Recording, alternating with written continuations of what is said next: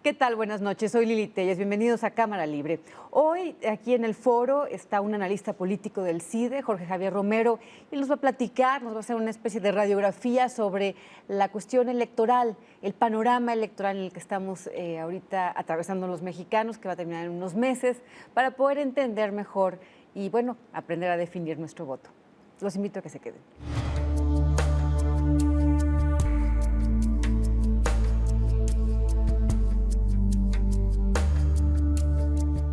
Doctor Romero, gracias por estar aquí en el foro de Cámara Libre.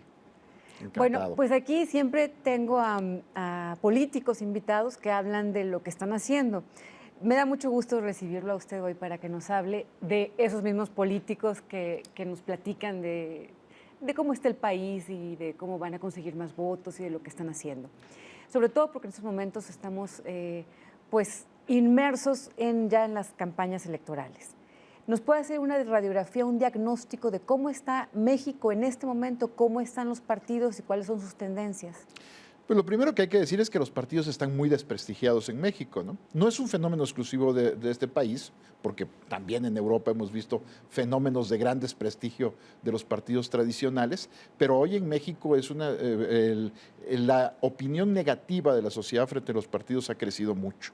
Eso es un primer elemento que hay que tomar en cuenta para ver lo que va a pasar. ¿Pero pasa a nivel mundial? Sí, claro, pasa en muchísimos países. Cuando hay situaciones de crisis, cuando hay situaciones de descontento, la popularidad de los partidos cae, ¿no? En España estamos viendo cómo están emergiendo nuevas fuerzas políticas que pueden acabar con el bipartidismo que surgió de la transición democrática española que empezó en 1975, ¿no? La Constitución de 78 dio como resultado un régimen plural, pero con una fuerte tendencia al bipartidismo entre el Partido Popular y el Partido Socialista Obrero Español. Hoy eso se está retando por el surgimiento de fuerzas como Podemos o como Ciudadanos. Eso es posible en España porque el sistema de partidos es un sistema de partidos abierto, donde no existe la figura de registro. En México, en cambio, tenemos este sistema proteccionista, donde el registro es un requisito para aparecer en las boletas y para obtener el registro hay que hacer 200 asambleas distritales con 300 asistentes o 20 asambleas estatales con 3,000 asistentes. Son obstáculos para formar fuerzas políticas. Y entonces, por supuesto, lo que ocurre es que el sistema de partidos no es flexible, es muy poco flexible, es muy difícil hacer un nuevo partido y entonces el voto de protesta se suele ir o a la abstención de plano, a no votar, o, por ejemplo, en 2009 que creció mucho el voto nulo, ¿no?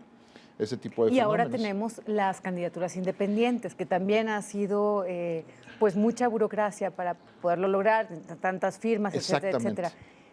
Uno pensaría que ante el rechazo de la población a los partidos políticos ganarían los independientes, pero no es tan fácil. No, no es nada fácil porque los costos de información son muy altos, es decir, los partidos sirven como paquetes de información a los electores. Uno mal que bien sabe qué quiere decir votar por el PRD o votar por el PRI o por el PAN, son paquetes de información que le generan a uno identidad, ¿no? Ideológica o programática.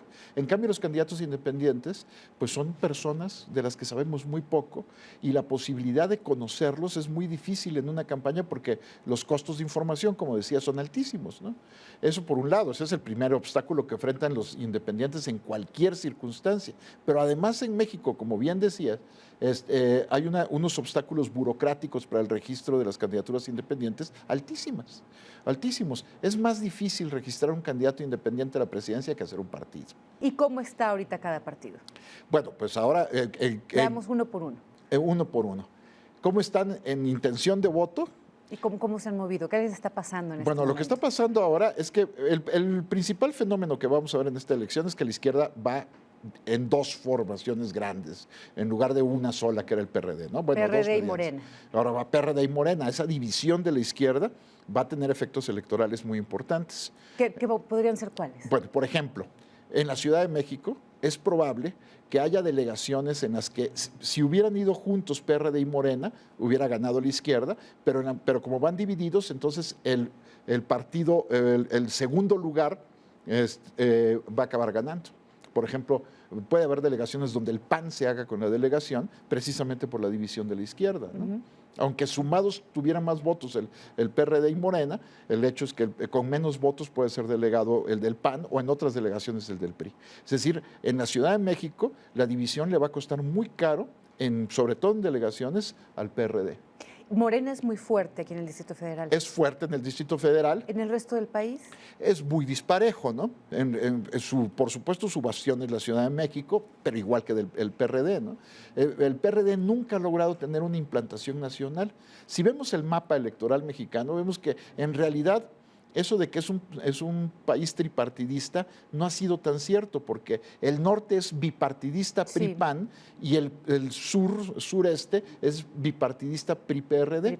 ¿No? Sí. Entonces, ni el PAN ni el PRD han tenido realmente una implantación nacional. En el momento que el PRD se divide, surge Morena, pues Morena tiene implantación más o menos en las mismas zonas donde antes el PRD era muy fuerte. En cambio, el PRI sí tiene presencia en todo el país. Es el único partido que realmente tiene presencia nacional y tiene un gran aparato orgánico. A eso voy. ¿Cómo ha logrado mantenerse el PRI?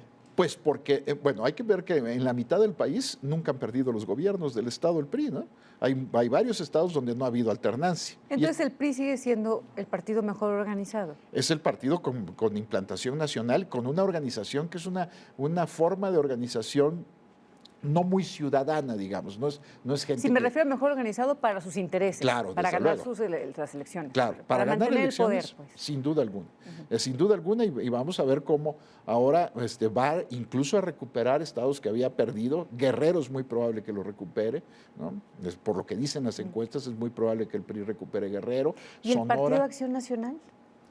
Bueno, Acción Nacional, a pesar de que se metió en una crisis interna importante, con conflictos entre corrientes, Acción Nacional mantiene una intención de voto realmente importante. En estos concentrados de encuestas, lo que se ve es que el PRI está en alrededor del 30% de intención del voto y el PAN está muy cerca, entre el 27 y el 28%. Esto dice que mucho de cómo el PAN ha logrado, por lo menos en su intención de voto, procesar bien su crisis interna. O sea, ha subido. Se ha recuperado. Se ha recuperado el PAN. Se ha recuperado en la medida en la que también el PRI ha perdido intención de voto en los últimos meses, ¿no? Y el que ha crecido mucho es el Partido Verde. Y el Partido Verde, que ha crecido mucho. El Partido Verde, si vemos las secuencias históricas de encuestas, en los primeros meses de las campañas siempre crece y después baja un poco, porque ellos saben muy bien cómo enfocar sus campañas, ¿no? Saben vender demandas sociales en su propaganda política, y eso los hace subir en las intenciones del voto al principio de las campañas. Después bajan siempre un poco, pero de todas maneras es notable que en las encuestas hoy aparezcan en el cuarto lugar, pero muy cerca del PRD. En este concentrado de encuestas que vi, o sea, el Verde y el PRD están prácticamente empatados. Es lo que ha caído el PRD y lo que ha subido el Verde. Exactamente. El Verde ha subido unos 3 puntos, pero el PRD ha perdido 8 puntos. Entonces Morena también está muy cerca. Y muy cerca. Está ahora, las intenciones de voto están más o menos así. 30% el PRI, 27% el PAN, 11% el PRD, 10% el Verde y 8% Morena. Entonces están ahí muy pegados, Morena, Verde y PRD. ¿Cómo votamos los mexicanos? Pues votamos así, a partir de percepciones que es muy curioso.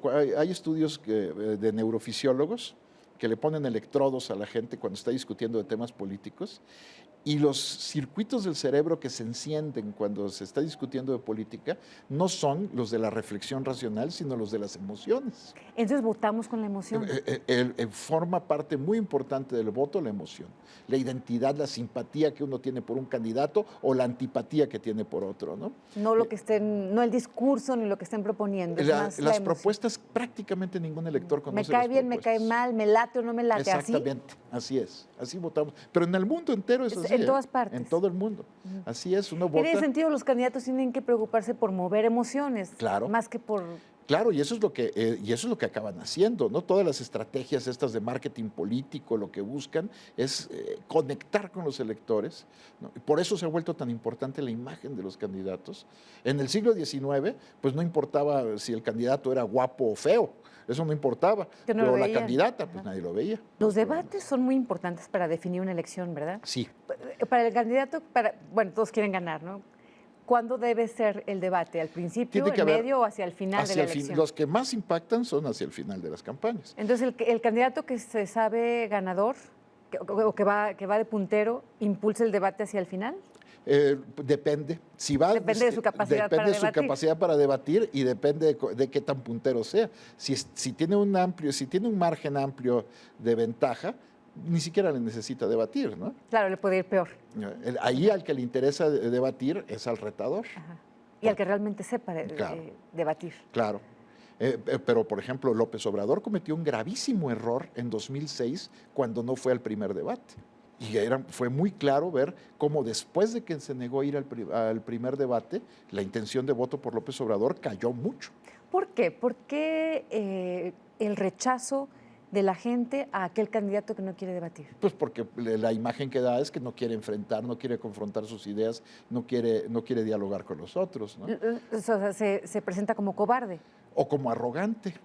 Finalmente, doctor, ¿nos puede decir qué es lo que a usted más le llama la atención como analista político, en lo particular de este momento que vive México en términos electorales? Lo que quiero ver es cómo se va a reflejar en la votación el clima de enojo que existe en la sociedad mexicana, ¿no? Hay un clima, por lo menos entre las capas medias urbanas, de hartazgo, de enojo, de molestia, la crisis que se desató al final del año pasado por distintos motivos. Tenemos que ver de aquí a las elecciones cómo va a ir influyendo eso en las intenciones de voto y finalmente en el resultado electoral.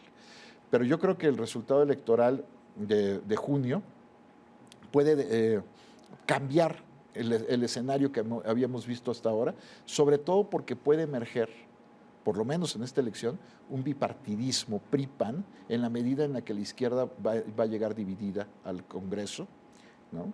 Y eso va a modificar los va a perder, viene perdiendo toda la izquierda. La izquierda pierde mucho, va a perder mucho. Esta división no le va a convenir nada a la izquierda. La propia crisis del PRD, de credibilidad del PRD y la fractura que generó la salida de López Obrador y Morena, le va a pegar muy duro a la izquierda en su conjunto.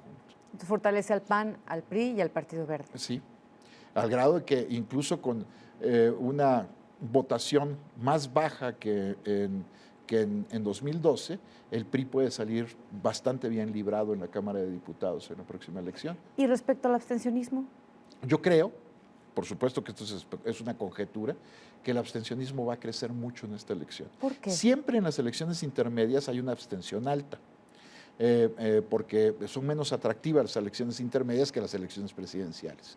La abstención en general en las elecciones intermedias logra atemperarse por los estados donde hay elecciones para gobernador, que eso moviliza más gente, pero de todas maneras siempre se vota mucho menos en las intermedias que en las presidenciales. Comentábamos al principio que hay un rechazo social, hay un cansancio frente a los partidos que tenemos, ¿no? Eso también influye en hacer que la gente decida no movilizarse para ir a votar, ¿no? Muy bien. Le agradezco mucho. Vamos a ver qué sucede, doctor Romero. Claro que sí, Lili. Muchas gracias. Gracias. Buenas noches. El doctor Jorge Javier Romero del CIDE, que nos ha hecho este análisis sobre el panorama electoral. Soy Lili Telles. Gracias por acompañarnos aquí en Cámara Libre. Continúe con la programación de Azteca Opinión. Gracias. Buenas noches. Hasta el próximo jueves.